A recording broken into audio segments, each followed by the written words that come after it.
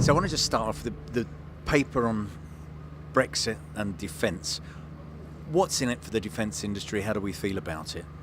Well, so this is the latest in a series of papers that the UK government has produced on how it would like the future relationship to be between the UK and the EU. The defence and security paper is very, I think, good news for the UK and good news for industry, really, because it fundamentally says, the UK government wants to continue the close defence and security partnership with the EU, contributing to the Europe-wide defence and also meeting our NATO obligations. So I think it's a very positive paper. There's some specific things which are particularly interesting. So UK government has said it will and would like to participate in the collaborative R&D programmes that the European Commission is shaping for defence. Also, that they will want to continue to participate in projects and programmes developed by the European Defence Agency. So I think the UK is making a fairly generous offer here, not trying to negotiate, but saying we want to continue our deep and strong relationship with Europe.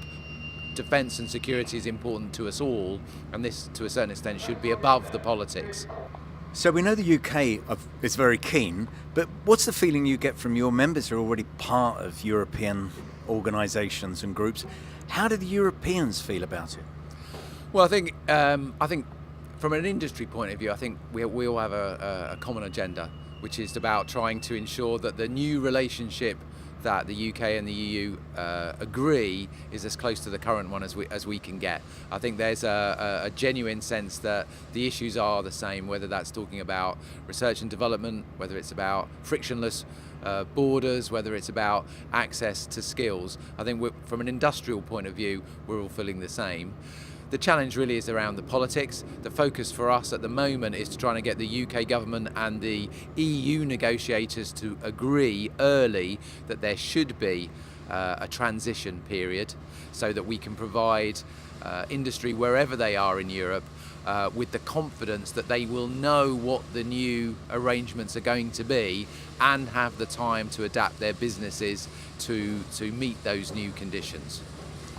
And if I could just ask you about the defence industry in general, globally a 0.04% increase in business in the last year.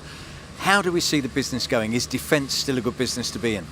I think defence is a very good business to be in. I think we recognise some key themes or threads of challenge. So firstly is a very, very fast-moving threat environment, whether that's whichever country you are in, there are new and different threats, particularly around terrorism.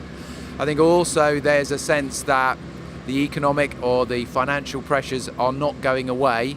We all have to look very carefully at being able to deliver greater levels of competitiveness and productivity, more for less, or at least more for the same money. And I think the third area is that there's also a growing recognition that collaboration is the only way we can effectively deal with these challenges. That's, government with governments, industry and government, and indeed industry together, working together to deliver better, quicker, faster solutions.